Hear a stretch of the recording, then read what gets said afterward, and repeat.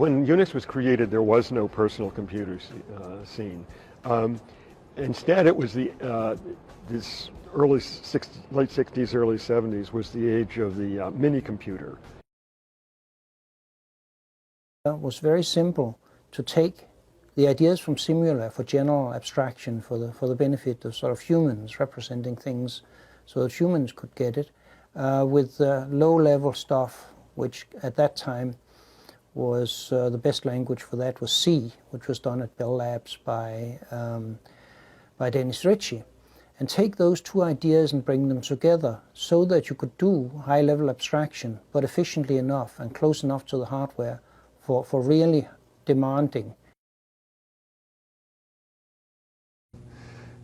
Learning software development in general is a fairly daunting task.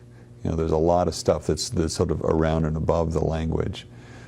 Java is actually particularly easy and straightforward to teach as a first programming language. There are a lot of books about it. There are a lot of interesting tools. There are things like the BlueJ programming environment that comes along with a textbook. That's really a great way to learn Java. And when I've watched people go through the sort of learning Java process, if there are people who have never done any programming before, it's actually pretty easy. The hard nut for most people is, understanding what object-oriented programming is all about. Yes. Can you tell us your opinion about frameworks? Thank you. They all suck.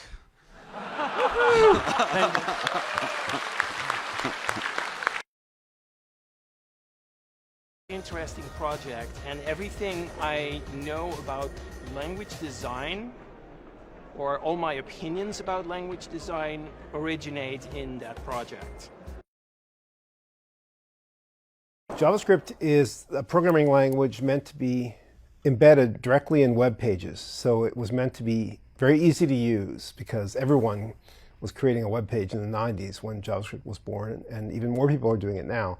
So JavaScript has this approachability and this property that you can write just a little snippet of it or copy a snippet you saw on some other web page, put it in your page, and you get a little animation or a little form validation or some kind of improvement to your page from a little bit of programming.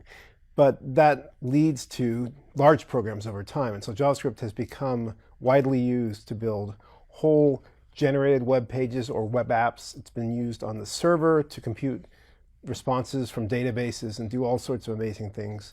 JavaScript is used all over computing. The Ruby tool try to address the scalability, and we will try to improve the performance and to make the YARV, the 1.9, the virtual machine even faster. We are working on the test suites for the Ruby interpreters so that we can ensure the reliability of the language.